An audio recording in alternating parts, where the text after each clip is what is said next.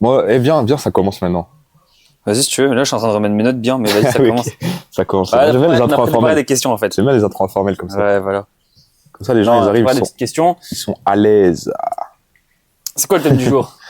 Oh, il n'y a pas de thème. En fait, les gars, donc déjà, bienvenue pour le podcast de la table ronde. Donc déjà, là, en fait, on est que tous les deux. Donc Yanis, il est pas là avec nous pour aujourd'hui. Donc on va faire juste un podcast tous les deux. Le thème, c'est quoi? Donc là, en fait, on vient de s'entraîner. Ouais. On vient de faire notre séance. Et là, fin de séance, Hop, il nous reste une petite heure, tranquille. Du coup, ce qu'on va faire, c'est qu'on va on va se poser des questions, en fait, mutuellement. C'est poser des questions, en fait, l'un l'autre. Et puis après, on va essayer de plus ou moins développer selon en fait, l'inspiration et Attends, je me mute. petit problème de micro. On prend pas de coupure, c'est pas grave. Non. Oui, ça arrive à tout le monde. Juste me mute. Un fou. Ça va faire un fou, sinon. Du coup, là, faut que j'anime tout seul, c'est ça? Ouais. Oh putain. Ah merde, j'ai pas quoi dire, les gars. Du coup, t'as expliqué le contexte? Ouais, j'ai dit qu'on allait se poser. T'as même pas écouté, en fait. J'ai parlé. Oh, j'ai dit qu'on allait se poser des questions, et puis, Ouais. je sais pas qui commence, quoi. Tu commences? Vas-y, je suis chaud. Cette histoire, on sait pas quand ça sera. Là, c'est le premier podcast qu'on fait. C'est le premier podcast qu'on fait. Ça se trouve, ça sera le 10e posté. De ouf. Ça se trouve, ça sera le on 10e. en galère. Ouais, peut-être aussi. D'amis sur le Xème podcast. Et en fait, on n'a pas lancé le projet, là. Ah, on n'a pas, en fait, pour vous dire, là, on a même fait le logo il y a quelques heures, tu vois. Voilà. Là, on est au début du début, mais Au début, j'ai vu. vous voyez, quand on lance des projets comme ça, pour ceux que ça intéresse, il faut être ordonné, organisé. Il faut se rendre compte du travail que ça demande, quoi. Bah Et c'est écoute, donc on s'en rend compte. Vas-y, mon gars, pose-nous ta première question. Alors, on va Vas-y. pas faire une intro de 15 minutes. ouais, je la connais, de toute façon, la question. Vas-y, let's go. Là, j'ai repris quelques questions qu'on va me poser sur Insta. Ok. Et j'avais dit, ouais, j'en ferai des vidéos et tout, mais c'est quand même intéressant d'en Vas-y. discuter. La question, c'est, quand deload? Ah, ça, c'est une bonne question. Quand deload? Ouais, quand on deload. C'est précis et vague à la fois. Ouais. Quand est-ce qu'on fait un deload? On fait un deload, j'ai envie de dire, c'est tout con, mais j'ai envie de dire quand c'est nécessaire. Quand on en a besoin. Donc, un deload, donc, grossièrement, Bon, déjà, c'est c'est, l'anglais. ouais. C'est-à-dire, ouais, c'est décharger, donc c'est une décharge. Donc, déjà, ce que beaucoup font, c'est que, ils mettent, très léger. Décharger, ça veut dire diminuer la charge d'entraînement. La charge d'entraînement, c'est pas que le poids, c'est la totalité. Donc ça peut être faire moins de séances, moins de fréquences, ça peut être mettre moins lourd effectivement, ça peut être faire moins de séries en gardant de l'intensité. Enfin, en fait, il y a plusieurs paramètres sur lesquels on peut jouer. Donc déjà pour bien définir un deload, pas confondre le deload avec juste le fait de diminuer les poids, c'est un deload, mais il y a différentes façons de faire en fait selon le contexte. Maintenant, quand faire un deload, donc quand c'est nécessaire, c'est-à-dire quand on sent qu'on a accumulé beaucoup de fatigue.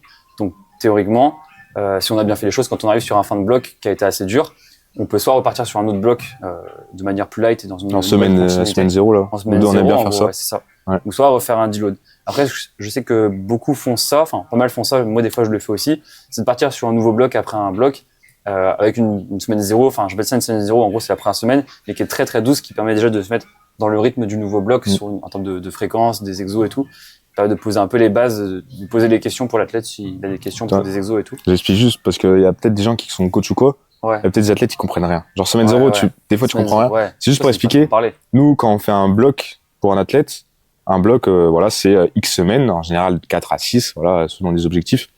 Et en fait, du coup, de la semaine 1 à la semaine 4, on va progressivement augmenter la surcharge progressive, voilà. Et en fait, la semaine 0, ce qu'on fait, c'est que pour remplacer un deload, pour tout simplement avoir un deload assez cohérent par rapport au prochain bloc, et ben en fait, la semaine 0, on prend la semaine 1 et on enlève encore. Donc on va, on peut enlever encore de la fréquence, on va réduire le volume et tout. Donc c'est ça, quand on dit semaine 0, en gros, c'est vraiment, là c'est la même semaine, mais encore plus réduite, quoi, encore plus légère. En fait, pour faire un deload, comme c'est une décharge, il faut connaître la charge qu'on fait. Parce que du coup, c'est des datas, il faut connaître la charge qu'on fait. Donc, ce qu'on peut faire, c'est soit se baser sur le bloc d'après, en le faire en faisant une semaine 0 très très light, ou alors sur le deload, ce qu'on peut faire, c'est faire par rapport au bloc qu'on a fait la juste continuité, avant, quoi. Dans une continuité, et dire, bah voilà, ma semaine numéro 5, par exemple, j'ai fait ça, je vais faire la même chose, mais en divisant tout par deux, par exemple, quoi. C'est une autre façon de faire. Mais c'est vrai, pour faire un deload, donc pour décharger, il faut connaître la charge d'entraînement, donc il faut avoir un repère, en fait. Faut pas le faire à l'arrache, à l'aveugle, quoi. Après, ça, c'est quand on est vraiment investi et qu'on veut performer à bon niveau, quoi. Ouais. Mais voilà, donc quand faire un deload, c'est quand c'est nécessaire. C'est compliqué de savoir quand c'est nécessaire. Souvent, c'est le coach qui va savoir, et des fois aussi, en fonction des ressentis de l'athlète. Après, c'est avec des athlètes qui se connaissent bien, quoi. Des fois, il y en a qui ont des ressentis un peu biaisés, qui se connaissent pas encore très bien. Ils ont du mal à estimer leur RPE, leur fatigue perçue, quoi. Et après, du coup, quand c'est nécessaire et quand il y a une échéance. Après, là, on parle plus de picking, affûtage. On change un peu les termes. Donc, c'est un terme un peu changé, mais au final, en gros, ça revient au même. C'est un deload qui amène à une échéance. Donc en fait, c'est ça la différence entre un affûtage et une décharge. Du coup, on va plus préparer cette décharge-là, ce deload. Donc là, du coup, ça va être par rapport au bloc Je m'étouffe. J'ai mangé trop de barres. Les barres de prot. J'ai mangé les deux, en fait. Par rapport au bloc, c'est plutôt par rapport au bloc qu'on fait, du coup, le deload, enfin, l'affûtage, du coup. Ça va pas être par rapport au prochain bloc en semaine 0, parce que là, on va avoir une échéance en fin de deload. Donc, il y a ça. Après, quand faire un deload sinon? Bah, fais ça, hein. Deload, c'est quand c'est nécessaire, quand t'as accumulé trop de fatigue. Hein. En général, c'est après une fin de bloc. Alors, des fois, ça peut être en plein milieu d'un bloc, quand en fait, le bloc, il a été soit mal quantifié par le coach. Ça peut arriver. Hein. Normalement, ça arrive pas trop souvent. Ça peut arriver, surtout quand tu commences avec un nouvel athlète et tu le connais mal. Soit ça, soit en fait, l'athlète, il a eu un environnement très différent qui a changé du jour au lendemain, qui fait qu'en fait, il peut plus suivre le bloc parce qu'il est trop fatigué. Et imaginons, je sais pas moi, il change d'horaire de taf, ou des trucs comme ça, tu vois, ça arrive. Et là, en fait, tu peux plus suivre le bloc, tu te crames. Et du coup, bah, au lieu de continuer comme un abruti, bah, là, tu dis, OK, je fais une semaine de deload, on remet tout à zéro, on reprend le nouveau contexte, nouvel environnement, on repart sur un nouveau bloc plus frais, quoi. Ça dépend de la périodisation aussi par rapport aux compétitions, comme on a dit avant. Ouais, c'est ça.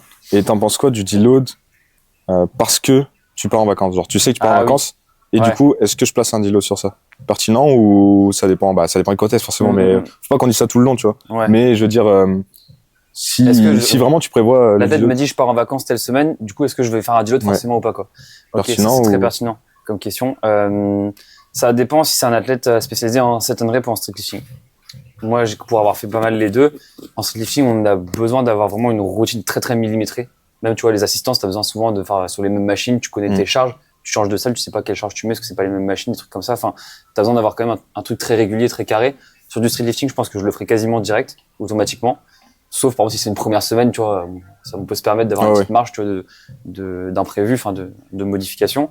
Après, tout ce qui est set and rep, si le mec qui s'entraîne par exemple en extérieur tout le temps, s'il a accès à un parc comme d'hab, tu vois, avec juste une barre fixe et 2 barres parallèles, peut mieux gérer. Là, après, ça va dépendre. En fait, ça va dépendre de qu'est-ce qu'il fait en vacances, tu vois. S'il va en vacances pour aller en boîte tous les soirs, bah, oui, c'est sûr. Ça dépend. En fait, c'est comme d'hab, hein, ça dépend de plein de choses. C'est jamais noir ou blanc. Forcément, mais. Donc ça dépend de ça. Et oui, après, en fait, si lui, en fait, des fois, les athlètes te disent qu'ils vont en vacances, mais en mode, je vais en vacances, donc mets-moi une semaine. Tu sais, ils te la demandent la semaine de deload des fois. S'ils me la demandent, moi, s'il y a pas de compète proche, je cherche pas à comprendre, je mets, tu vois. Parce que le plus important, c'est aussi de tenir sur le long terme. Mais si l'athlète, il a envie des fois d'avoir une semaine ou deux pour partir en vacances, décompresser, bah, tu cherches pas à comprendre, tu le fais, tu vois. Même si des fois, ça tombe en plein milieu d'un bloc parce qu'on te prévient trop tard, bah, malheureusement, ça fait partie du jeu, quoi. Voilà, tu ferais comment, toi? Bah, un peu comme toi. Après, il y a aussi le fait faut voir si c'est des vacances, comme tu dis, il est sûr de pas s'entraîner. Du coup, bah, il demande un deload, mais même le deload, enfin, ça sera en gros une semaine de récup, quoi. Ou, en vrai, il sait qu'il peut s'entraîner, mais, comme il veut pas aller toujours, bah, ça l'arrange d'avoir un deload, tu vois. Il y a ça aussi parce que, et là, en vrai, moi, je ferais pareil si l'athlète veut vraiment un deload, voilà. Et s'il est pas trop sûr qu'il va un deload, mais que je sais qu'il va pas trop s'entraîner, bah, j'essaie d'arranger le deload, tu vois. Voir si c'est, comme t'as dit, imagine, tu vois, il part et il peut pas s'entraîner. Il sait qu'il a pas accès à un parc ou à une salle. Tu fais quoi? J'essaie de mettre un peu des variantes que tu peux faire à la maison, tu vois. Vraiment minimiser le désentraînement, mettre ce que je peux, même si c'est pas spécifique, par exemple des pompes pour des dips, des trucs comme ça, tu vois. Vraiment rester actif, quoi. Rester actif, au moins avoir à peu près les mêmes patterns. Par exemple, faire une ou deux séances de mobilité, j'imagine. C'est ça, mobilité. Travailler un peu autre chose, quoi. Vraiment mobilité. Garder la mobilité, ça tu peux faire chez toi, y a pas d'excuse, tu vois. Puis c'est pas parce que t'es en vacances que t'as pas de temps, au contraire.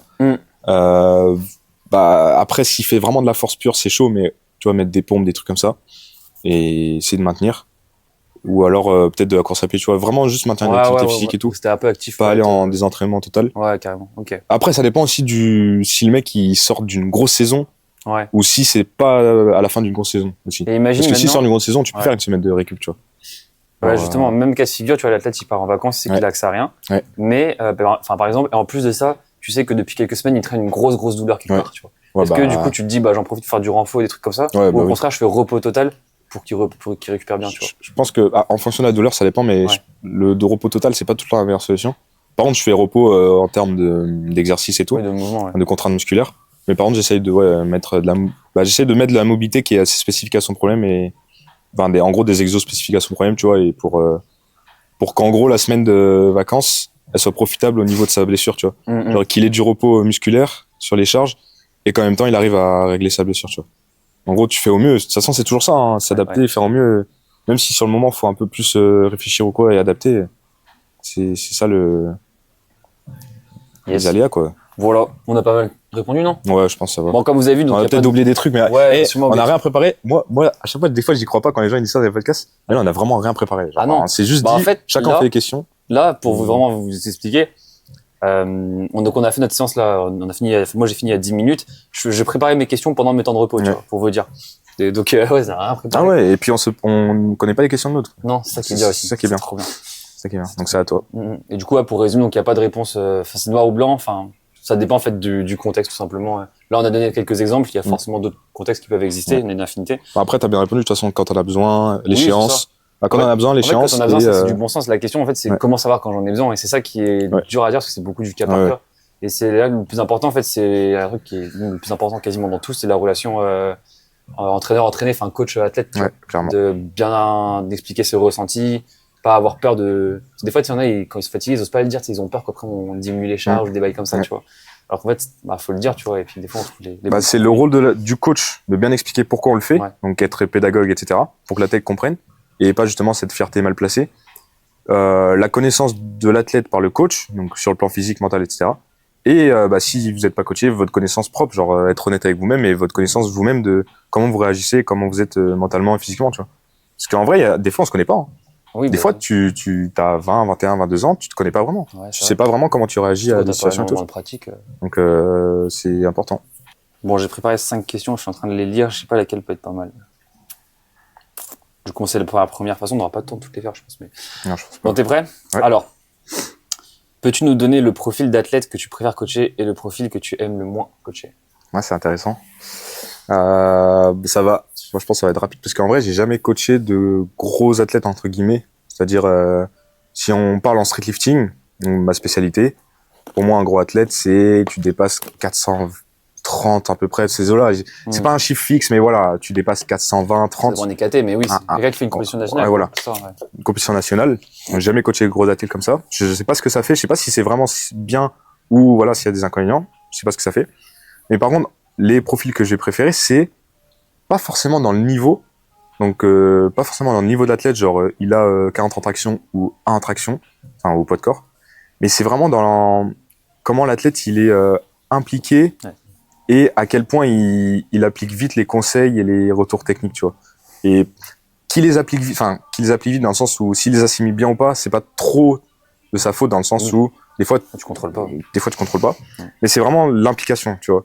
Donc genre vraiment les athlètes impliqués de ouf et tu vois qu'il y a l'effort de faire la technique et tout. Et ceux qui font les retours.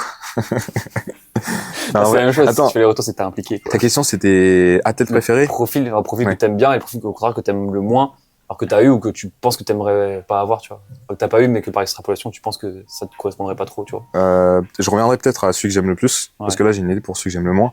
Enfin, peut-être j'aimerais pas. C'est vraiment un athlète qui fait trop d'hors prog. Mais genre, c'est un peu une réponse classique, mais vraiment, genre, tu fais une séance. Et à chaque fin de séance, tu sais, t'as des fronts, t'as des tractions en plus, t'as des trucs qui...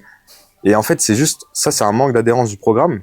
Donc, des fois, c'est un peu de ta faute parce que t'as peut-être trop restreint les trucs que la tête aime et tout. Mais je pense que des fois aussi, l'athlète, il abuse. Donc, ça serait plus ça. Profil qui est un peu plus pénible à coacher, on dirait. Et en plus aimé, ouais, c'est ça. Hein, c'est vraiment des athlètes comme ça qui sont impliqués. Peu importe les niveaux, parce qu'en fait, c'est ça qui est kiffant, tu vois. Ouais. Parce qu'en fait, quand ils sont impliqués comme ça, ils vont progresser vite.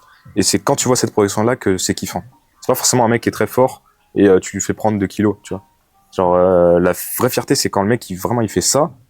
Mais comment il fait ça? En appliquant bien les retours, en étant impliqué, en faisant les... Ouais, puis il y a une notion, je pense aussi, je trouve aussi t'as la sensation d'un peu moins travailler dans le vide, tu vois, tu te concentres bien sur faire une prog, tu te concentres à la série près, au temps de repos près parfois même, tu vois. Et tu sais que derrière, c'est vraiment bien appliqué, tu vois. Ouais. Du coup, derrière aussi, t'as un retour sur la prog que t'as fait, le travail que tu fournis. Donc, des fois, tu te prends la tête à faire une prog et au final, le mec, il respecte la moitié de la prog, tu vois. Et du coup, t'as pas de retour sur ton travail et puis, tu sais, tu passes du temps, pas entre guillemets pour rien. Enfin, après, c'est tant pis pour la personne, tu vois. Toi, au moins, tu prends une expérience, mais t'as moins de retour dessus, c'est moins enrichissant. Ah ouais, c'est sûr. Il y a ça aussi. Il y a un côté donnant-donnant, tu vois. Tu taffes pour la personne, elle taffe, à la fois pour elle, mais aussi pour toi en retour, quoi. Ouais. Et il y a un autre truc là auquel je pense, c'est pareil dans cette thématique des retours techniques, des intentions. C'est des fois, les athlètes, ils vont avoir... t'as une consigne, parce qu'en général, tu donnes pas 10 000 10 000 repères, tu vois, je te donne un truc, une consigne. Ça, faut en parler aussi. Ouais. T'as une consigne dans la séance, et l'athlète, normalement, il doit faire cette consigne. C'est pas grave s'il y a d'autres erreurs qui étaient pas dans la consigne, qui étaient pas à la consigne. Par exemple, genre, je sais pas, genre, contrôle bien, tu vois, contrôle bien. C'est pas grave si, après, dans sa concentrique, il fait n'importe quoi sur un autre truc. Parce que là, la consigne du jour, c'était contrôle bien. On fait d'abord ça et après, on corrigera le reste, tu vois. Et ce qui est kiffant, c'est quand l'athlète, vraiment, il se focus sur cette consigne. Et à l'inverse, du coup, c'est un peu chiant quand tu vois que l'athlète, il a voulu, tu sais, à la fin, il te dit, ouais, j'ai focus sur ça. Ouais, mais gros, là, fallait focus sur, contrôler concentrique, contrôler excentrique, tu vois. Ouais. Même moi, j'ai dû le faire des fois, on me dit, c'est bon, j'étais bien focus sur mon timing, j'ai tiré plus tard. Je dis, mais mec, c'est pas ça qu'on voulait travailler, je faisais ça au début et tout, tu vois, j'étais le premier à le faire. Je suis sûrement encore le premier à le faire certaines fois. Mais c'est vrai que ça, c'est dommage, quoi. Et ça, tu vois, moi, j'avais un discours qui était très tranchant là-dessus, tu vois, quand j'ai commencé il y a 2 ans à peu près. Et j'ai un peu changé mon discours là-dessus. C'était, en gros, je disais, tu vois, il y avait le format de travail, tu vois, j'en dirais un 3x10, enfin n'importe quoi, tu vois, avec une consigne à côté, une consigne technique, tu vois, ou d'intention et tout. Et moi, ce que je disais, en fait, quand j'ai commencé à m'écocher, j'aurais dit, la consigne, c'est le plus important. C'est-à-dire, si t'arrives pas à appliquer la consigne parce que, par exemple, la charge est trop lourde, tu diminues la charge et tu appliques bien la consigne, tu vois. J'ai tenu ce discours-là assez longtemps et je le tiens toujours, mais selon la période. Tu vois, quand tu construis, je dis, si vraiment t'arrives pas à appliquer la consigne technique, comme c'est vraiment ça le plus important du bloc, par exemple, je dis, on s'en fout, t'adaptes la charge ou le nombre de reps, enfin bref, tu modifies un paramètre pour au moins bien faire la consigne et l'intention, tu vois. Et maintenant, j'ai compris que par rapport à la période, ça a changé parce que par exemple, si tu approches d'une compète, forcément, tu dois, malheureusement, quand t'es sur des grosses charges, tu dégrades un petit peu ta technique, ta charge, par rapport à la charge, en fait. Et du coup, j'ai nuancé ce point-là sur lequel j'ai insisté beaucoup. C'est toujours très important. C'est même pas que sur la période. Hein. C'est même pas que sur la période. Ça dépend aussi du mouvement, comme on l'a vu tout à l'heure, tu vois. Là, tout à l'heure avec ton squat. Au final, ça dépend aussi des mouvements et du. Quand je dis mouvement, c'est dans le sens à quel moment de la progression t'es sur le mouvement, tu vois. Parce que là, dans ton squat, t'as clairement besoin de faire du volume, de t'habituer au mouvement et d'envoyer. En vrai, t'as besoin d'envoyer musculairement et tout, tu vois. Et moi, je me concentre trop sur une technique parfaite qui t'amène, enfin, pas moins lourd, mais j'ai pas l'intention de mettre de la vitesse. En fait, j'ai plus l'intention d'être bien, tu sais, à la trajectoire. Si t'étais dans l'extrême de ta consigne, t'aurais baissé. Mais en vrai, de vrai, je pense que pour ta performance long terme, pour avoir un meilleur squat, je pense que là, ça sert à rien de baisser. Parce qu'en vrai, t'es pas RPE 10. C'est juste que ta technique c'est un peu dégradée, mais t'es pas RPE 10. Je suis toujours assez bon en endurance, donc en vrai, même si elles sont un peu dures, tu me dis, vas-y, fais-moi 5 reps de plus, j'attends en haut et je l'ai fait, tu vois. Et pourtant, t'es pas du tout en période de compète. Parce que là, ton squat, la prochaine compète, c'est dans 1 an, quoi. Quasiment. Un an. Sur FNSL, donc t'es off-season squat, tu vois. Donc, ça dépend, période et mouvement, quoi. Pourquoi on a parlé de ça? C'est la question de base. On est trop synchro, j'adore. Pourquoi on a parlé de ça? On a parlé des profils et du coup après on a dérivé sur un profil que t'aimais bien, tu vois, qui était les intentions, les machins. Et toi après t'as dit que okay. J'ai dérivé là-dessus, mais ça avait pas grand chose à voir, mais bon, c'est toujours intéressant. Et toi du coup? Je te retourne la question. Ah ouais, moi, pareil, tu vois, les athlètes qui sont, donc ça c'est, point de vue, tu vois, en fait t'as abordé beaucoup le point de vue mindset et psychologie, tu vois, donc beaucoup effectivement les athlètes qui sont impliqués parce que tu sens qu'ils ont vraiment la dalle de progresser. Et ça, après moi j'ai pas eu beaucoup de profils, mais ça c'est beaucoup, tu vois, les athlètes qui sont à niveau intermédiaire, parce qu'ils sentent que s'ils mettent l'accélération, ils peuvent, tu vois, et qui sont encore jeunes, tu vois, qui ont 18, 19, 20 ans, tu vois. Enfin, je dis ça alors que j'ai quasiment le même âge, mais, enfin, pas non plus, mais tu vois, on est encore jeunes. 24 quand même, intelligent. Des âges comme toi, par exemple, tu vois, ces âges où t'as envie de bombarder. Bah oui, tu te dis, moi, si j'arrive à bombarder avec de la qualité, on va d'aller loin, quoi. Et ça, c'est un truc que j'ai beaucoup observé. J'écoute pas beaucoup, mais j'ai dû coacher peut-être 2, 3 personnes, tu vois, qui avaient des darons, tu vois, qui avaient 30, 35 ans, tu vois, là, des enfants et tout, tu vois. Et eux, ils ont moins cette peps à l'entraînement, tu vois, tout arraché. Tu vois, c'est plus eux d'ailleurs qui vont un peu faire des hors prog, qui sont plus, tu sais, ils savent qu'ils ont entre guillemets pas de carrière, c'est un peu trop tard. Du coup, ils sont plus à la cool. Ils ont quand même avoir la dalle, avoir la vraie dalle, tu vois. Plus besoin d'adhérence, quoi. Donc, niveau psychologie, c'est ça. Et après, niveau profil, après physique, c'est en gros, les athlètes qui sont débutants sur les mouvements, donc qui n'ont pas fait beaucoup de volume en traction, dips et tout, et qui viennent en gros de la muscu. C'est-à-dire qu'en fait, ils ont une base musculaire parce que créer du muscle, ça fait des mois, c'est long en vrai, créer du muscle. Moi, quand j'ai commencé le squat, j'avais 0 jambes. Donc, en fait, forcément, pendant 6 mois, j'ai juste pris un peu de muscle. Tu fais plus de renfort que de mouvance P, quoi. Quasiment, ouais. Et donc, niveau physique, c'est ça. C'est tu vois, un athlète qui a pas fait trop spécifiquement les mouvements, mais qui a déjà une bonne base musculaire. Et en fait, t'as juste à lui faire du volume, qui comprend la coordination, la technique et tout. Et comme il a déjà un peu de muscle, ça monte vite, tu vois. Ça, plus le fait qu'il ait la dalle, qu'il soit impliqué et tout. C'est le niveau comme ça, tu sais, débutant, intermédiaire un peu, tu vois. Ça monte trop vite, trop. Et du coup, forcément, c'est plaisant parce que c'est plus gratifiant parce qu'il progresse plus vite, tu vois. Alors qu'un top athlète, si en 6 mois, il gagne, j'en sais rien, 5 kilos, tu vois, en traction, c'est une dinguerie, tu vois. Enfin, Ah oui, bah Alors oui, qu'un niveau vraiment. intermédiaire, C'est gros, vraiment une dinguerie, en 6 mois, il peut gagner 20-30 kilos direct, tu vois. De ouf. Enfin bon. Ce serait ça un peu Ok. pour répondre. Ok. Ah bah c'est à moi du coup. Quoi, c'est préféré dans le sens où c'est le plus gratifiant et le plus Bah moi je comprends la plaisant, question en quoi. mode si tu devais avoir que des athlètes Ah comme ouais. ça. En fait, non, en vrai, si je dois avoir que des athlètes comme ça, je pourrais pas parce que c'est tout le temps la même chose, tu vois. C'est bien en fait d'avoir un panel Oui, en différent fait, c'est vrai, d'athlètes. ouais. C'est le top du top. Tu vois plein de profils différents et tu gagnes beaucoup en expérience, quoi. À toi, mon gars. Je suis même plus sur le truc. Sors-nous une petite question là. Quelle heure il est 22h30, On a ça va. 35. On a fait 2 questions en 20 bonnes minutes. C'est pas mal. Développe bien, c'est cool. J'ai posé pareil la même question qu'on m'a posée. Tu sais, j'avais répondu en story, j'avais fait une longue story. Ok, vas-y. Comment gérer la progression de charge sur un bloc? La progression Pareil, de charge sur général un mais bloc. précis. L'incrémentation, quoi. Ouais, voilà, incrémentation. Ok. Ben, il y a différentes stratégies. Donc déjà, forcément, ça dépend du mouvement. Sur un muscle-up, tu vas pas faire plus 5 chaque semaine. Ou alors, il faudrait partir de très bas et avoir un gros muscle-up. Et je sais même pas si les premières semaines seraient pertinentes. Je peux brasser un peu du vide. Donc ça dépend du mouvement. Ça va être entre 1,5, en général, c'est les plus petits poids, et puis 5, voire 10 kilos parfois sous les mouvements. Donc ça dépend de ça. Ça dépend de est-ce que ton bloc, tu essaies de progresser sur les 4 mouvements ou est-ce que tu priorises. Des fois, c'est bien sur un bloc de prioriser 1 ou 2 mouvements qui sont par exemple en retard. Pour juste tu priorises 1 ou 2 mouvements et les autres, c'est de juste voilà, maintenir en mettant moins de charge et d'énergie dessus, quoi. Donc ça va dépendre de ça aussi. Et ça va dépendre déjà de combien de semaines tu veux faire. Si tu fais 6 semaines, tu vas pas faire plus 5 toutes les semaines, par exemple. Ouais. Bon, enfin, tu peux, mais tu partirais vraiment de très bas, Tu quoi. pars vraiment très bas. Ouais. Bah, du coup, ça voudrait dire que si tu pars très bas comme ça, Mm. ça veut dire qu'avant, t'as eu Tu prends ou un une gros compète, ouais. ou un gros bloc, quoi. Ouais, carrément. Ça peut se faire après. Ouais. C'est pareil, comme d'hab, ça dépend du contexte. Donc, comment gérer, ouais, par rapport à ça, par rapport à l'objectif du bloc. Si l'objectif, par exemple, c'est full technique, bah, c'est peut-être pas la meilleure idée d'ajouter des charges, tu vois. Des fois, si c'était full technique, l'objectif, ça peut être, par exemple, de faire, j'en sais rien, moi, vas-y, 3 fois 5 reps, tu vois. Et à la fin, avec une technique de mieux en mieux. Ouais, voilà. Et soit de garder, soit de faire une technique toujours mieux, ou d'ajouter du volume, tu vois, pour vraiment assimiler la technique, c'est l'ancrer en toi. Passer, mettons, d'un 3 x 5 à 6 x 5. Tu vois, tout en gardant la même technique, malgré la fatigue, tu vois, ça peut être ça aussi.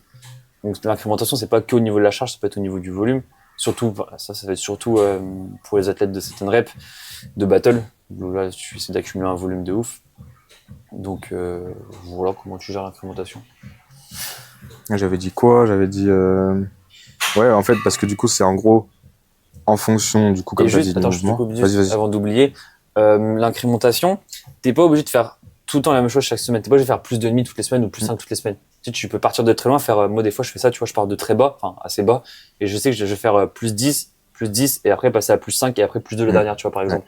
T'es pas obligé de faire un truc linéaire, comme ça, tu peux faire, tu vois ce que je veux dire, tu vois. Ouais. T'es pas obligé d'avoir plus le même kilo le même pourcentage toutes les semaines, quoi. Ouais, parce que l'avantage, en fait, l'avantage d'avoir des petites incrémentations, c'est que t'as une certaine, en fonction de si t'es sur la force ou pas, t'as une certaine intensité, du coup, sur tout le bloc. Genre, en gros, si tu fais un format de force, si t'as des petites incrémentations, ça veut dire qu'au début du bloc, t'étais déjà une charge lourde. Parce que si t'augmentes de 1 ou 2 kilos, bah, t'étais déjà une charge lourde. Donc ça, c'est l'avantage.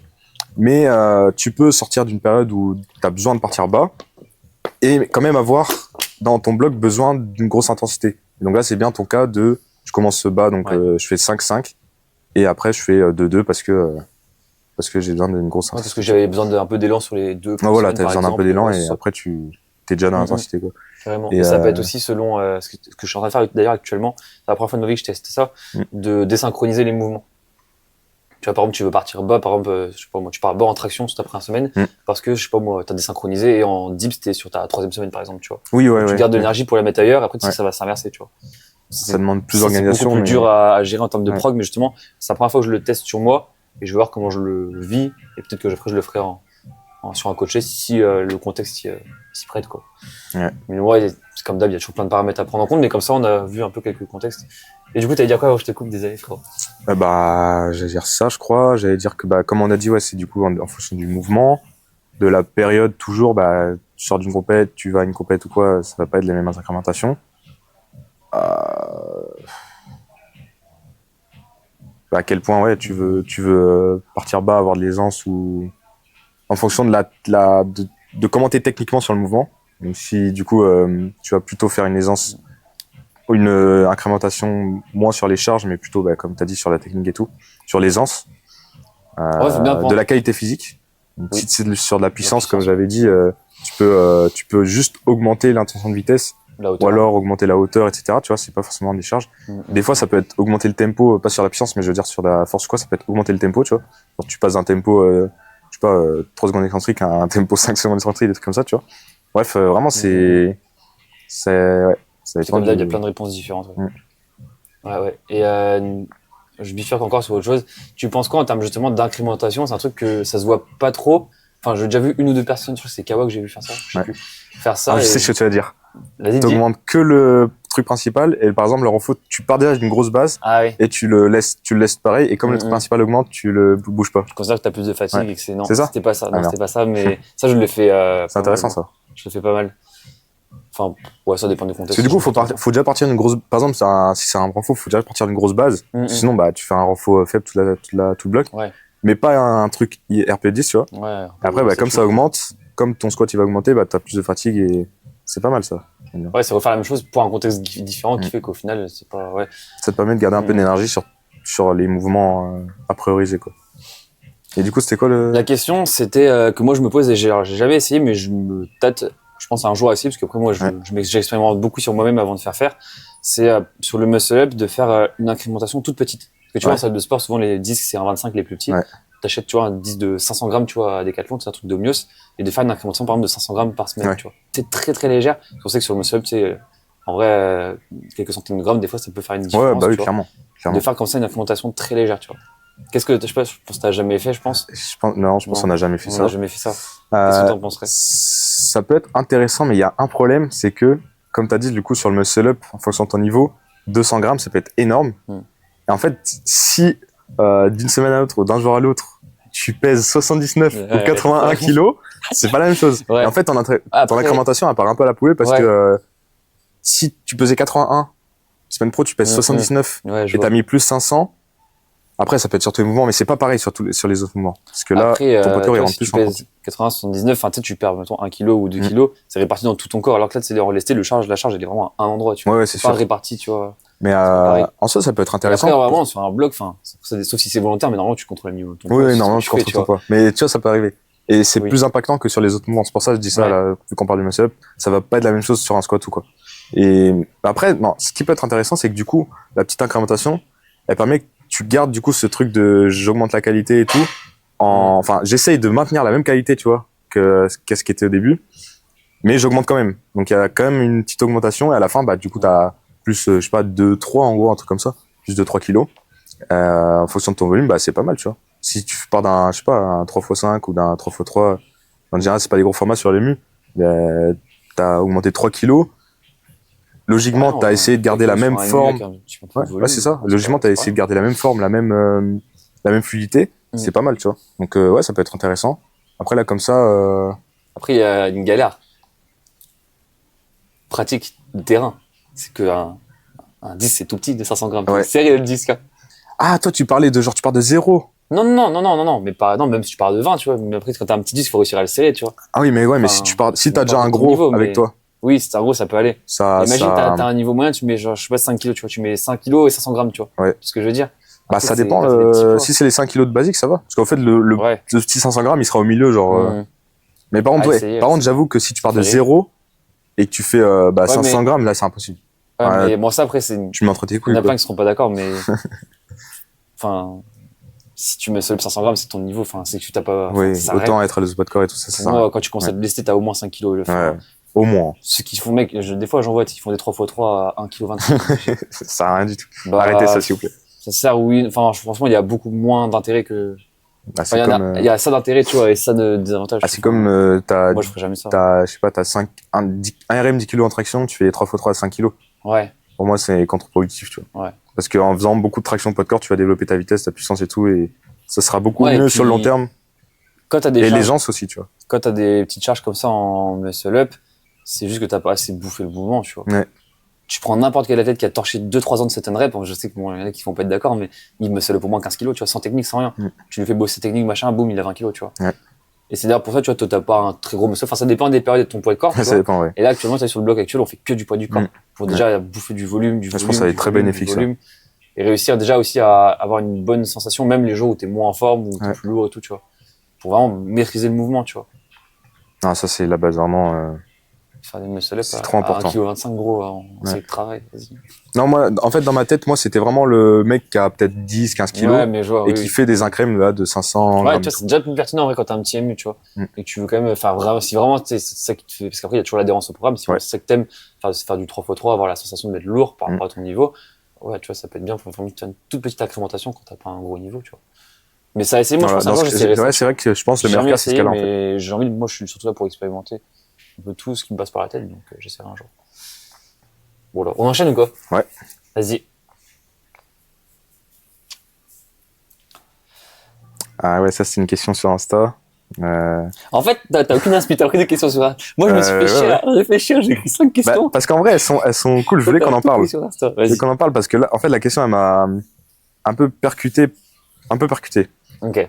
En gros, c'est un mec qui m'a dit, et après on a parlé et tout, c'est un bon, hein. Y a pas d'offense ou quoi, mais il m'a dit, pourquoi ne pas mettre de coudière alors que ça règle pas mal de soucis, exemple bobo. Et après, il avait mis monde, et je crois qu'en gros, il voulait dire que c'était autorisé aux mondiaux et que du coup, pourquoi ne pas en mettre? Ne pas en mettre nous en compète ou dans le règlement? Parce que dans le règlement, on n'a pas le droit. Ouais. Pourquoi nous, on n'en met pas? Ouais, du coup, en gros, je crois qu'il voulait dire justement, ouais, pourquoi il n'y en a pas. Ah, pourquoi la FNC n'en met pas, quoi? Et après, peut-être double question en mode pourquoi la FNC n'en met pas et pourquoi nous, on n'en met pas, quoi. On n'en met pas ou on incite bah, nous, du coup, on n'en met pas parce que c'est pas, déjà, c'est pas autorisé et voilà. Mais même en dehors ça, j'en mettrais pas. Ouais, ok. Mais ouais, les deux questions, quoi. Pourquoi on n'en met pas? Parce que moi, c'est le souci bobo qui m'a dérangé après. Je lui ai envoyé en message, genre. Ah, lui, sa question, c'est pourquoi on met pas si on a mal, quoi. C'est ça la question. Bah, j'ai l'impression qu'il voulait dire que ça règle des blessures, mais je suis pas certain. Enfin, en fait, je pense pas que. Non, ça règle pas une blessure, ça te la camoufle, quoi. Ouais, c'est ça. Ça règle la conséquence, mais pas la cause. La poussière sur le tapis, quoi. Ouais.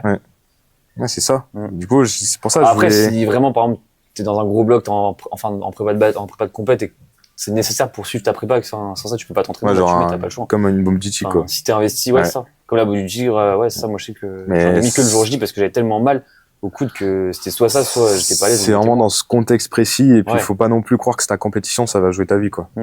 En fait, le jour de la compétition où t'es en fin de prépa, là, vraiment t'optimises tout. Ouais. Et après, je pense à l'année, c'est bien de relâcher un peu le pied, tu vois. Et justement, quand t'optimises moins, par exemple, tu vois, les trucs comme ça, un peu superflu, t'es plus à l'écoute de tes sensations, tu vois.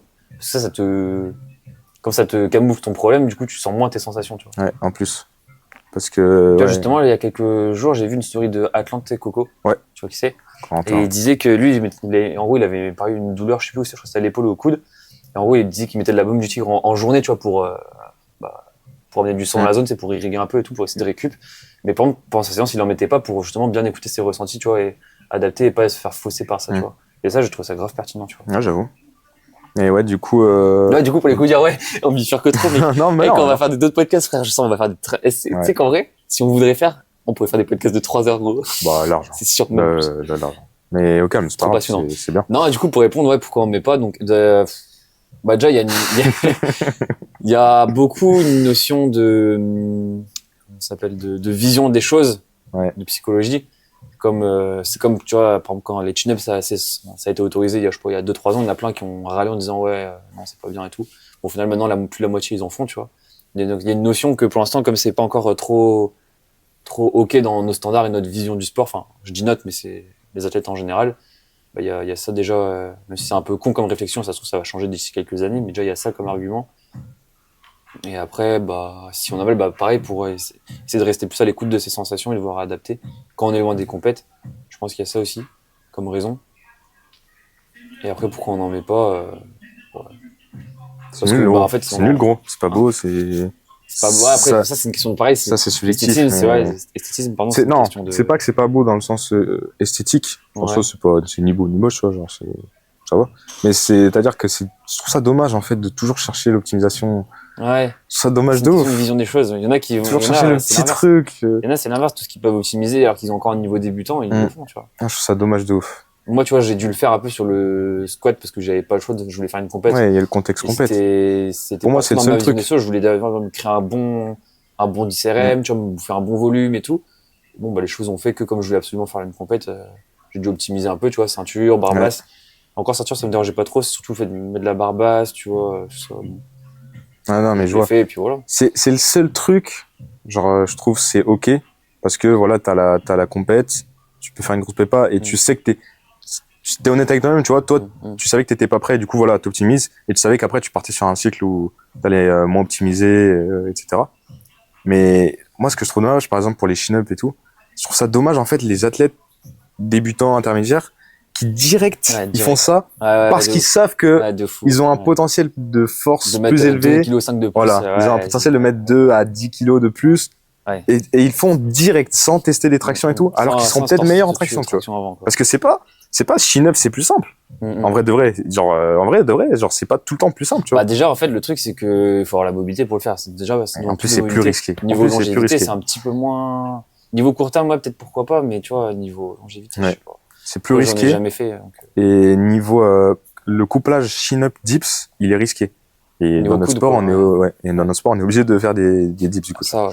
Donc et des dips c'est dommage souvent quoi. avec un écartement qui est pas le plus adapté.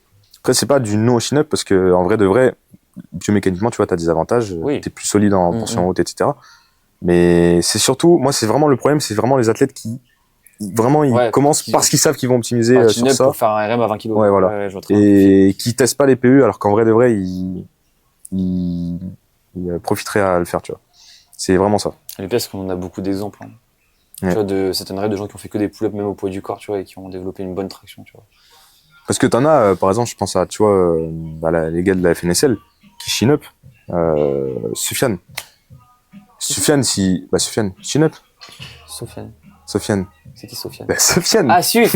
Ah, j'ai cru Sofiane. Non. Et en plus, moi, je voyais la FNSL genre nationale. Ah oui, Sofiane. Ah, mon gars dédicace. Mais genre, Soufiane, il a une grosse pull-up, tu vois. Genre, je sais pas, il a combien en différence dans différence, de poulet, mais je sais qu'il a une grosse pull-up, tu vois. Ouais, c'est et genre, il a fait des pull-up, il s'est entraîné en pull-up, tu vois. C'est vraiment, voilà, je pense qu'il veut optimiser les compètes et tout. Et il sait qu'il a un peu un point fort. Je pense qu'il kiffe ça se voit que c'est un mouvement qu'il affectionne. Qui monte bien en haut. Fait ses chest et tout, tu vois, il kiffe. Ouais, tu vois qu'il adore c'est vraiment à prendre au cas par cas, mais c'est vraiment, les débutants qui se mettent direct dessus, quoi. C'est dommage. En fait, c'est dommage, c'est pas. C'est pas un débutant, tu vois. Non, voilà. Moi, je parlais de, justement, c'était un contre-exemple de, lui, en vrai, de vrai, je comprends, tu vois, il kiffe son mouvement. Il a vu qu'il avait un avantage après avoir testé des tractions, etc. Ouais, et puis c'est de forger une bonne base déjà sur le mouvement et tout. Voilà. Par contre, ça peut être un bon exercice, tu vois. Des fois, on en mettait. Des fois, j'aime bien ça peut être un bon exercice de renfo pour les tractions. Parce que la trajectoire est un peu différente, tu comprends un truc différent, tu as plus de renfo sur les biceps aussi, forcément, et tout. Voilà. Non, ça en même partaine. C'est bien de se renforcer dans différents angles, comme ça, quand t'es en dehors des compètes, quoi. Ouais. Voilà. On a fait le tour de la du coup par rapport au coup d'hier. Je sais même plus c'était quoi la question. Ah oui, c'est ça. Enfin, on part vraiment. On parle loin, mais mec, on est trop inspiré. Ah, c'est lourd. Et franchement, c'est que le premier podcast, mais on va en dire des choses. Hein. Enfin, là, du coup, le premier, ce sera peut-être le 20e. Oui, enfin, nous, c'est notre premier qu'on enregistre et qu'on fait ensemble, tu vois. En plus, du coup, il faut savoir, pour ceux qui savent pas, que Greg, il a son podcast aussi qu'il faisait déjà avant, donc il a déjà plus d'expérience dedans que moi. Et à un moment, il était censé aussi me prendre en invité, donc on devait faire dans tous les cas un podcast ensemble. Et tu vois, là, on va faire 50. Putain, il me reste 4 questions, on n'aura pas le temps de les faire, faut que je choisisse. On fait quand c'est 23h qu'on a dit, on arrête? Bah, en fait, 23h, la salle est ferme, donc faut qu'on finisse, tu vois, 52h50 pour manger après. Donc il nous reste 10-15 minutes. Ouais, bah, on va fait pas faire un podcast trop long non plus, tu vois. On en a temps pour une. Ouais, au moins une ou deux, quoi. En fonction de la réponse. Non, en fonction de la réponse, tu vois. Vas-y. C'est long. Ma question, elle est longue, tu vois. Non, je prends une autre, vas-y. Je prends une autre. Vas-y. Que penses-tu du pin dips? Pin dips? Ouais. Tu vois ce que c'est comme exo? Ouais. C'est, est-ce que du coup, c'est genre, tu mets un truc surélevé et c'est le poids qui se pose? Ouais, tu poses en fait le poids. Tu gardes quand même en tension, normalement, en théorie, si j'ai bien compris, après tu repars, quoi. Ouais. Comme un squat pin, c'est que tu poses en fait en bas et après tu repars, quoi. Bah, en vrai, je pense que ça peut être un bon exo si t'as un manque de solidité en bas du mouvement. Donc, du coup, là, tu perds toute la tension, t'es obligé de reprendre la tension après. Mais, du coup, pour la même raison. Je crois que tu pars pas toute la tension non plus, justement. Enfin. Non, mais dans le sens où, du coup, tu sais, t'es pas en contrôle, t'es pas en pause. T'as plus le poids qui t'écrase. En fait, le poids est posé, quoi. Ouais. Tu sais que je l'ai jamais mis ce mouvement. Non, et je l'ai jamais fait. Même en échauffement, même pour j'ai jamais fait même une drop poids du corps, jamais. Je l'ai jamais mis et je l'ai jamais fait. Je pense qu'en vrai de vrai, je me suis pas assez mis sur le truc et je pense en vrai de vrai un bon moyen de le mettre, un moment de le mettre, c'est par exemple, j'avais vu, tu vois, je crois que c'était Abdou Okay. Des fois, tu sais, Oui, il y tu a peux deux pas genres, faire ouais. tout le mouvement parce que tu as une blessure quelconque. Oui. Ok. Et le seul moyen de faire le mouvement, ça va être par exemple de faire du pin, tu vois. Donc en Avec gros, moins d'amplitude, du coup, c'est ça? ouais, Pourquoi peut-être avec moins d'amplitude, ou alors, ça se trouve, en fait, t'as mal quand tu fais le rebond, et Ouais. quand tu fais pas le rebond, t'as pas mal, tu vois. Dans ce cas-là, bah ouais, En c'est fait, bien, tu vois. souvent, quand t'as une douleur, c'est le fait de mettre de la vitesse qui fait que t'as encore plus Ouais. mal, quoi. Pourtant, c'est l'intention qu'il faut avoir. Ok. Dans ce cas-là, je pense que ça peut être bien parce que ça te permet de toujours faire, entre guillemets, le mouvement, donc de pas passer en surentraînement, en désentraînement sur le mouvement, et sans avoir ta douleur, quoi. Et à côté, tu peux régler ta douleur et tout. Je pense que ça peut être bien. Après, c'est vrai que du coup, Déjà, faut voir aussi le niveau installation, selon, ça dépend de la salle où t'es, niveau du matos que t'as, si c'est pas trop galère à ouais, installer aussi, quoi. bah, c'est galère parce que du Tu coup, peux tu dois mettre prendre des des poids ou poids, une box ou un truc, tu une vois. box, ouais. Et en plus, des fois, si t'as des trucs comme ça, bah, tu peux pas mettre de box là.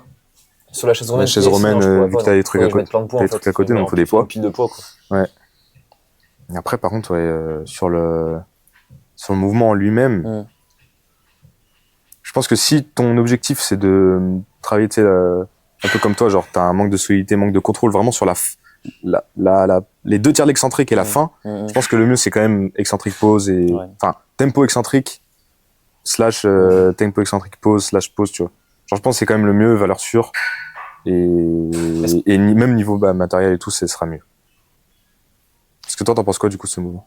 Bah, un peu la même chose, et moi, en fait, c'est un mouvement qui se fait depuis pas très longtemps. Du coup, justement, j'ai Ok. réfléchi et je sais pas, j'ai pas trop d'avis, j'ai Je le vois pas réfléchi. souvent quand même. Non, moi, je connais peut-être 2 ou 3 athlètes Ouais. qui le font ou l'ont fait, tu vois. Justement, comme c'est une variante un peu qui est nouvelle, attends, comme le sport il est nouveau, tu sais, on expérimente, on essaie des semi-techniques et tout. Donc, j'ai pas trop d'avis, mais justement, je me questionne dessus. Ok. Et je me dis, est-ce que ça pourrait pas être pas mal pour justement apprendre à gérer ta trajectoire? Parce que du coup, tu repars d'en bas, en gros, sans tension, enfin, sans le poids. Et du coup, bah, tu repars de comment t'es arrivé. Donc, si t'arrives mal, tu sens quand tu pousses que par exemple, t'es mal arrivé, que t'es pas assez penché ou au contraire, bah, trop penché, tu vois, etc. Et du coup, bah, tu sens si t'es en position de force quand tu dois repartir ou pas. Et je pense que ça peut peut-être t'apprendre justement quand tu descends, à arriver dans la bonne posture, la bonne trajectoire, tu vois. Quand par exemple, un squat, si t'arrives trop bas, enfin, tu sais, t'arrives trop déséquilibré, tu vas sentir quand tu repars, quand t'étais mal placé, tu vois. Même sur ta pose, tu sens que t'es pas bien placé. En pin squat, tu veux dire? Ouais. Ouais. Le pin squat, Ouais, ça, tu c'est sens bien, si t'arrives mal. ouais. Ouais, Puis tu même en sens. pin squat, tu sens si t'es équilibré, si ta barre arrive à droite, puis à gauche ou Ouais. inversement, ou si t'arrives à poser en même temps, tu vois. Ouais, donc toi, tu le mettrais plus en exo. Enfin, tu le mettrais. Là, tu penses plus en exo semi-technique, pas forcément sur du lourd, mais en exo semi-technique où, du coup, tu te focuses sur savoir si t'arrives bien et en fonction en enchaînant les reps, tu corriges, du coup, l'arrivée en bas. Quoi, ta posture. Ouais. Oui et non, enfin, je pense que c'est l'un des avantages, mais ça peut être aussi fait sur du lourd pour, comme on a vu, tu sais, garder la tension, etc. Puis, même, tu sais, partir sur le rebond, bah, c'est de la force brute, tu vois, t'as pas les petits effets plio avec le rebond, quoi. Donc, il y a différents avantages et différentes façons dont ça peut être fait, et je pense que ça peut être l'une des façons de faire en termes d'apprentissage pour, se situer dans l'espace, arriver au bon endroit et tout, tu vois. Ouais, je pense que de toute façon, sur un je mouvement sais de pas. poussée comme ça, comme le pin squat, c'est pas une mauvaise variante, tu vois. Faut juste savoir après pourquoi on la met. Et après, dans pour tous les ces cas, cas-là. faut toujours se dire, et ça, c'est un truc que les gens, des fois, ils oublient, même si la variation ou la semi-technique qu'on fait, elle est pas, des fois, elle est mal choisie, mais en fait, juste le fait de faire le mouvement, en fait, tu progresses, quoi. Enfin, surtout quand t'as un niveau débutant, intermédiaire, même si tu fais pas la bonne variation par rapport à ton problème, juste le fait de pratiquer le mouvement, en fait, déjà, tu progresses. Surtout sur des athlètes très haut niveau qui ont déjà un peu tout fait et tout. C'est là qu'il faut optimiser c'est là qu'il faut vraiment trouver le bon exercice, le bon format et pas, parce qu'en fait, tu progresses tellement peu à haut niveau que le moins de temps perdu à faire un truc qui est pas trop cohérent avec ton niveau, tu peux pas te le permettre à haut niveau. Parce que tu perds pas une semaine, tu perds 3 mois, tu vois. Tu perds 3 mois de progression. Ou un bloc, quoi. Des fois, tu perds les langues que t'avais parce que tu fais un mauvais choix d'exo, quoi. Donc, c'est ça. Et même, tu vois, au contraire, justement, je trouve, tu vois, ça, c'est un truc que je me fais de plus en plus la réflexion. Je sais pas trop comment, tu vois, tout ce qui est, justement, variation semi-technique. Est-ce que c'est adapté, justement, pour quelqu'un qui débute? Parce que je me dis, pour réussir à mettre une semi-technique, donc à modifier, entre guillemets, le mouvement de base. Faut le maîtriser, faut le maîtriser. Et est-ce que, du coup, t'as cette logique de te dire, non, d'abord, je dois maîtriser mon mouvement avant de faire de l'excentrique, du posé, des semi-techniques? Ou est-ce que tu te dis, non, c'est grâce à ces semi-techniques-là que je vais plus être sur mon mouvement de base? Tu vois ce que je veux dire? Après, faut voir de plus en plus, je balance entre les deux, tu vois. Faut voir la semi-technique, pour moi, du posé, dans le but, du coup, de renforcer la fin d'amplitude, etc. C'est pas la même semi-technique que, un truc où tu vas plus focaliser sur la trajectoire. Parce que là, c'est vraiment technique, donc faut maîtriser le mouvement. Alors que du posé, en vrai de vrai, tout le monde peut le faire à partir du moment où t'as la force, tu vois. En traction posée, tu vois. Tout le monde peut le faire, mais tu vois, si t'es dans l'apprentissage du mouvement, imagine, tu débutes avec quelques mois de pratique, c'est bien aussi d'apprendre à savoir utiliser le rebond, parce que tout le monde n'arrive pas à bien utiliser le rebond. il y a des trucs où ça peut être entraver ton apprentissage moteur technique, tu vois. Ouais, c'est vrai.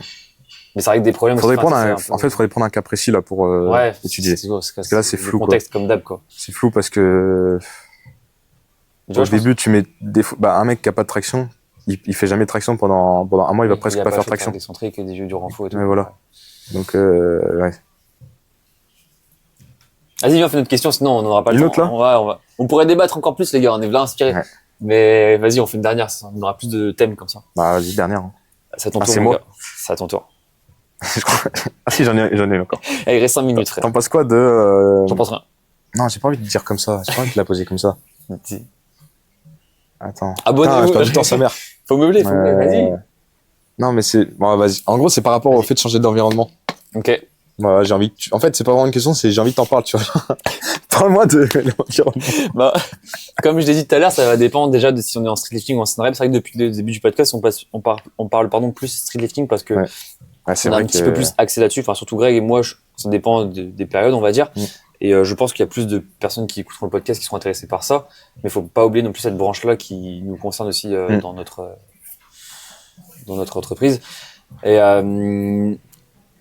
quand tu fais de l'endurance et du poids du corps, c'est moins important parce qu'il faut une barre et tout. Et puis justement, c'est intéressant de travailler sur différentes barres. Des barres qui accrochent plus, qui accrochent moins, qui sont un diamètre plus large, moins large, qui glissent mieux pour les muscle-up, qui glissent moins bien, etc. C'est bien aussi de connaître les marques, tu vois, que tu sois sur du Transalp, du Kangourou, etc. C'est pas les mêmes types de barres et tout. Sur du poids du corps, c'est pas trop dérangeant, c'est presque même une bonne chose, tu vois. Puis même, tu vois, quand tu changes d'environnement, donc de parc, tu rencontres des nouvelles personnes et c'est vrai, puis il y a beaucoup de notions de groupe, de convivialité, de familial et tout, tu vois. Et même si tu t'entraînes en battle, faire un battle contre quelqu'un, c'est hyper important. Tu connais pas son profil, tu sais pas s'il va être bon en push, pour la tirage, en machin et tout. Là, pour être spécifique, là, c'est hyper important, ça, de faire des battles contre les gens, tu vois. En fait, de manière générale, ce qu'il faut retenir, c'est que set and rep battle, l'un des trucs les plus importants, c'est la capacité à s'adapter par rapport au matériel, à la météo. Tu dois toujours t'adapter. Et le streetlifting, en fait, c'est grave l'inverse, c'est que tu dois standardiser. Avoir toujours la même routine avant de faire ton lift d'installation, de placer tes poids au même millimètre. Enfin, c'est grave les deux opposés. Et c'est, je pense, aussi en partie pour ça qu'il y en a qui trouvent que c'est deux sports différents. Enfin, ça, c'est un autre débat, on n'aura pas le temps d'en parler. Voilà, là, non, on va partir en couille. Ça, faudra faire un podcast entier là-dessus. Mais, je note. Vas-y, note. Alors, faut savoir que Greg, dès qu'on parle, tous les 5 minutes, il sort son tel, il dit, je note. Les gars, sur son tel. C'est un cheat code. Après, vous sortez des projets, vous faites des trucs. Parce que vous oubliez pas. Moi, je suis pareil, mais je note à la main sur une feuille. Moi, je suis à l'ancienne. Et, du coup, pour répondre à cette question, ça dépend déjà effectivement de ça. Après, si on va développer un peu plus sur l'esté, parce que je pense que c'est plus ça que ça va intéresser. Changer d'environnement. Alors, tu peux changer d'environnement, mais, entre les blocs. Enfin, genre, le top, c'est de garder le même environnement pendant le même bloc, tu vois. Et après, c'est vrai que avoir tout le temps la même salle, le même environnement, 6 mois, 1 an, en fait, à la base, c'est trop répétitif. Et des fois, le fait de changer de salle, ça te redonne une énergie, tu vois. Ah ouais, Même, par exemple, là, Greg, il s'est entraîné avec moi aujourd'hui et hier. C'est une salle où il est jamais venu. Il m'a dit, voilà, le fait d'être dans une nouvelle salle, ça me hype un peu. Ouais. Pourtant, on était que deux dans la salle. On était tout seuls, hein. Ouais, mais ça l'a hypé, tu vois. Je sais pas si nouveau matos, nouvel environnement, tu vois. C'est ça. T'as tellement l'habitude, gros. Puis des fois, tu changes de salle, donc tu changes de personne, tu as des nouvelles personnes que tu rencontres.